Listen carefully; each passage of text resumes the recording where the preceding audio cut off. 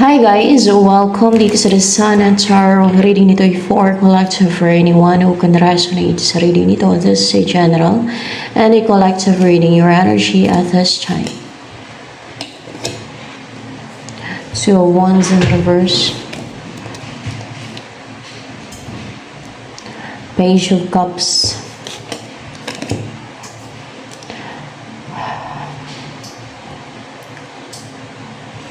Hindi nagtagumpay na mapunta sa'yo o mag-travel. Yung sinusuyo sa'yo ba? Yung sinusuyo sa'yo, no? Sinusuyo. Hindi. Yung sinisend sa'yo.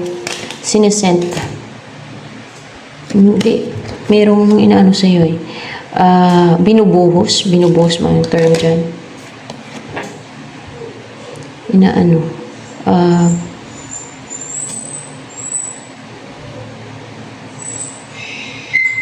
Binibigay sa'yo. May binibigay sa'yo pero hindi nagtatagumpay na mag-send sa'yo na mag-travel papunta sa'yo. O hindi nagsasucceed. Ganun. Yung manipulation to kasi magician.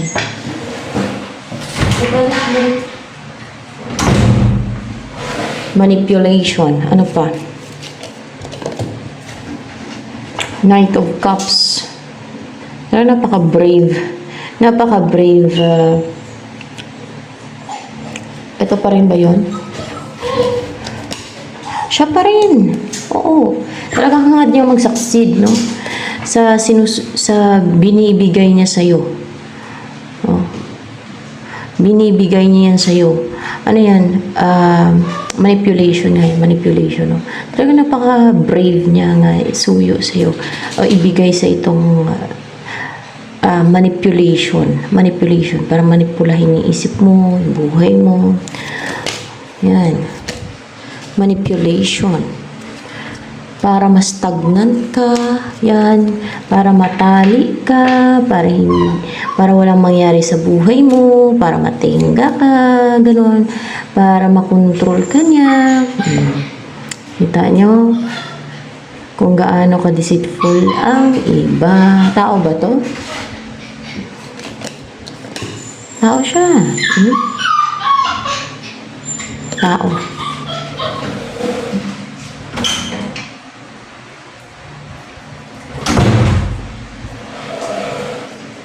Saan mapupunta to? Sa impyerno? Sa impyerno siya mapupunta. Yung gumagawa niyan sa'yo, yung binibigay niya sa'yo yung manipulation. Manipulation na yan. O ano pa? Witchcraft. Pati. Manipulation yan. Parang fixation. Fixation. Ay, natakit yung isip mo. Gusto niya kasi mag-overthink ka. Ma-stress. Depress. Pa-experience sa anxiety. Soy! Yan. Talagang brave siya. Brave, oh. Parang fearless na kasi color red. Gawin yan sa'yo. Pero ang punta niya sa impyerno. Pare nga eh. Meron ng pare sa impyerno, no? Meron, no? Meron. May bishop pa nga daw eh. Hindi yan masukat sa kung panay ka simba o panay ka basta ganun. Hindi yan masukat sa kung panay ka panalangin o panay ka simba kung gawain mo yung makasalanan. Kasi may mga pare din na bakla. Iba nakipagtalik sa kapwa nila lalaki. May mga pare din kasi na gumagawa ng, alam niyo, mga patago na mga kadimunyuhan, evil. That's why doon sila napupunta sa impyerno. Kahit na nagsiserve pa sila sa God, sa Diyos. Kasi parang front lang nila yun. Parang way na lang din nila yun. Para ma-save. Para mag-serve sa Diyos. Pero yung ginagawa nila evil din naman. So, hindi lahat ng pare ay na-save, no? Kasi nasa gawa nga yan eh, ng tao eh. Kung ma-save o hindi. No? ito, impyerno. Ang totoo dyan, a very few nga daw yung nakakasumpong ng daan papunta sa langit, di ba? Sabi ni Jesus Christ. Kunti lang talaga nakapunta sa langit. Yung nakakarating sa langit ng mga soul. Kasi, kunti lang righteous. Doon sa impyerno ang marami. Yun ang katotohanan. So, ano pa? Sa abyss din, meron pa sa abyss. So, ano pa ang about sa'yo? Kasi, ang buhay dito sa mundo, choice. May choice naman ng tao, may free will eh. Healing. At hindi na magkulang ang Diyos sa pagpapaalala. At may mga prophet pa na mga pinadala para ipaalala sa mga tao. Kaso lang, yung iba naman na nagtuturo, takot na ma-hurt yung feelings ng iba na sabihin ang totoo. Naprangkahin ang mga tao. Dahil sa ginagawa nila, may impyerno sila. Takot sila. Dahil wala silang authority. Tama ba? Dahil wala silang authority. Hindi. Dahil tinatakot sila ng devil na sabihin ang totoo. Tinatakot sila ng devil na sabihin ang totoo. Tinatakot sila ng devil na sabihin ang totoo. That's why. Na pag sinabi nila yung totoo, madami magagalit sa kanilang tao. Ma-offend. Yun. Yun ang panakot. Baba. Nandiyan. Baba. Yan mo nga.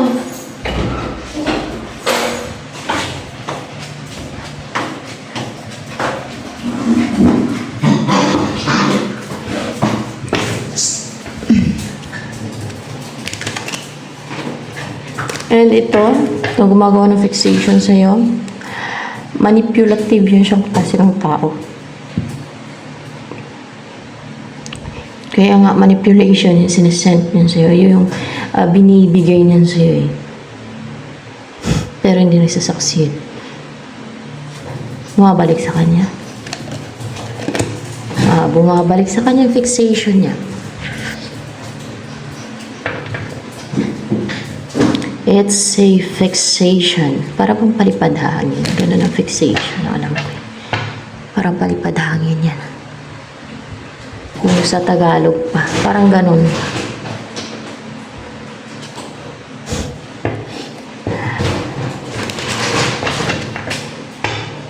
Ano ang next na mangyari sa buhay mo yan? High Priestess in reverse. Wala nang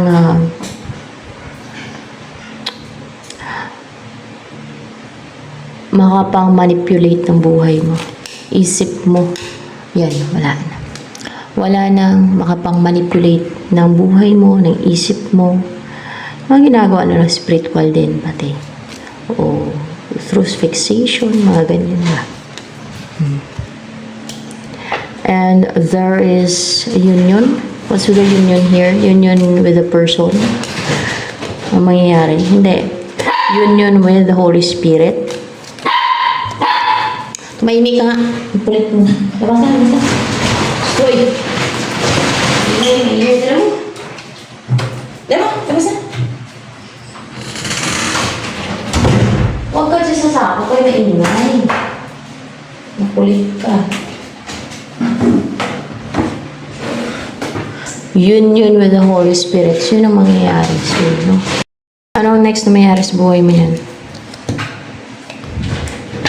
Seven of Pentacles. Ano pa?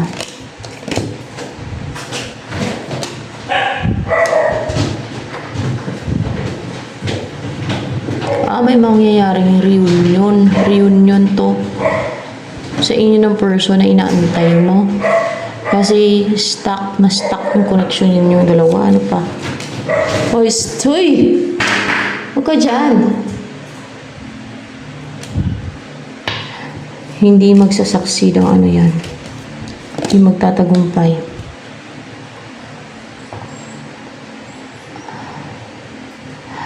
Ang iniisip, ang plano, maybe it's a plan. No, iniisip na balak may nagbabalak. Hindi. Ang iniisip, parang iniisip yung judgment to, yes. Ang iniisip niya na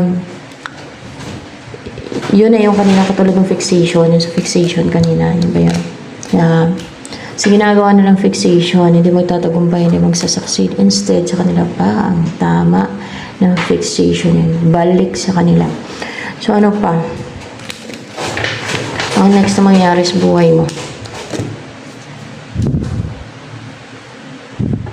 Wala na mga kumaharang, madlang. Yung mga nancha-challenge pati. Parang may mga nancha-challenge siya. Napuno sila ng baggage, oh. Frustrated. Puno ng baggage, eh. Hindi naman frustrated. Puno ng negativity. Puno sila ng negativity. Yan yung mga foolish na gusto pa mang-challenge. Oh, foolish. Binabantayan ka, nag-obserba ka. Mga foolish yan. Gusto pa mang-challenge. Kaya gusto mang-challenge kasi mga foolish nga eh. Yan ang mga foolish. Gusto nila naman challenge, gusto makipag-compete. Ano ang next na mangyari sa'yo sa love life mo?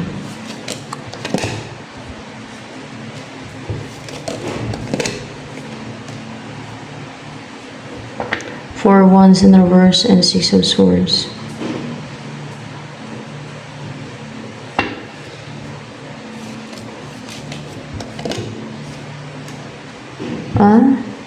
Yung lumayo sa'yo, babalik ko.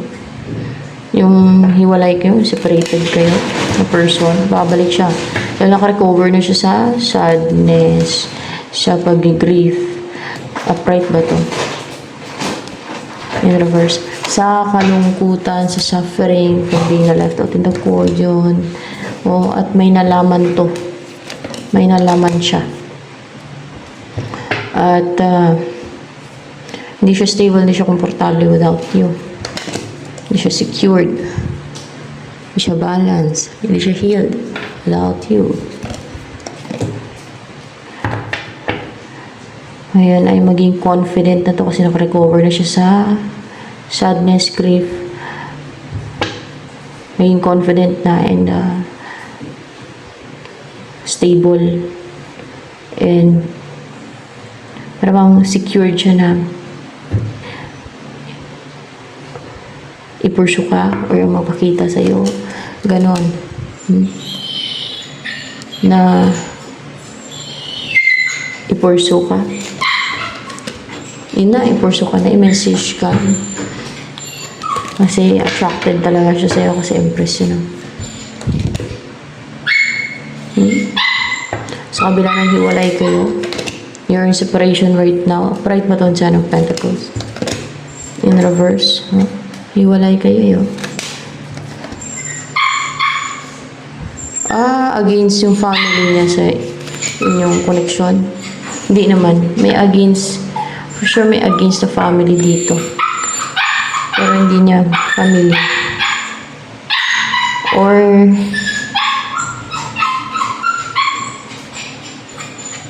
family mo. Or kung hindi man, ibang family na hindi naman ano-ano.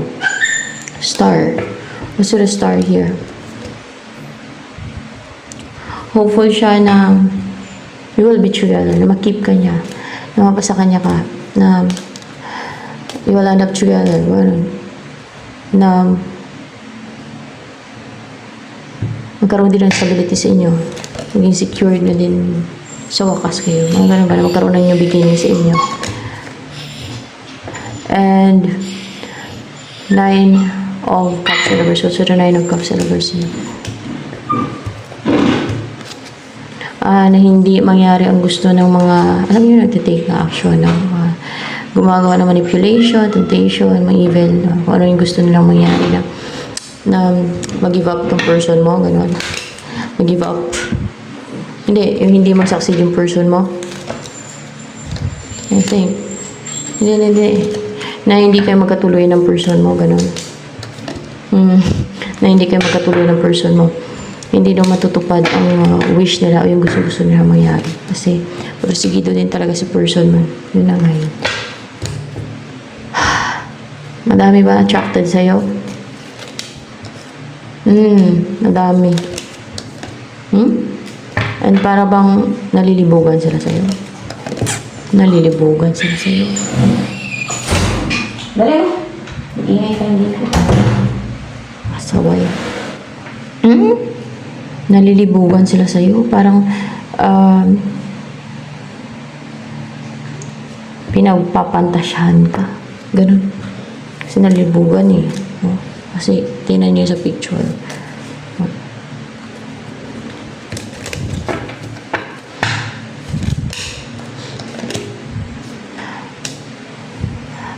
Nine of Swords in reverse.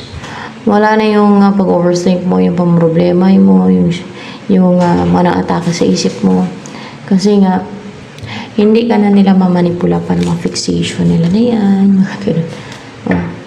Kahit na tuloy-tuloy pa yung ginagawa nila, hindi yan sa tatama, sa kanila lang tatama. Hindi na nga magtuloy-tuloy yan, hindi na matigil na nahinto na yung pamiste nila. Makakatulog ka na maayos.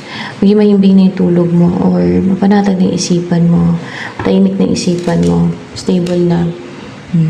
At hindi na kasi yan makapang-atake pa, makapanugod yung ginagawa nilang scheme and deceit sa'yo. Like fixation, no?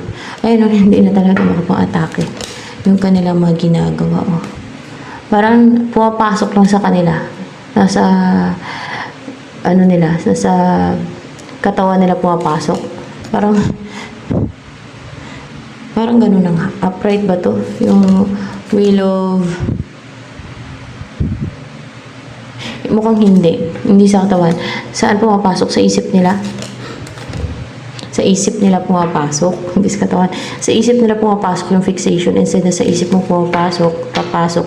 Sa isip nila pumapasok. Kasi diba, hindi na nasisense, hindi na naging active, hindi na nagta-travel papunta sa'yo. Instead, sa kanila, kumakapit sa kanila, pumapasok sa isip nila, pumapasok yung fixations sa ginagawa nila sa'yo. So, yan. May mamamatay? May mamamatay. Yung mga nagtutulungan ng gawan ka ng fixation? Mamamatay sila. So, ayan, ito na naman guys. For collect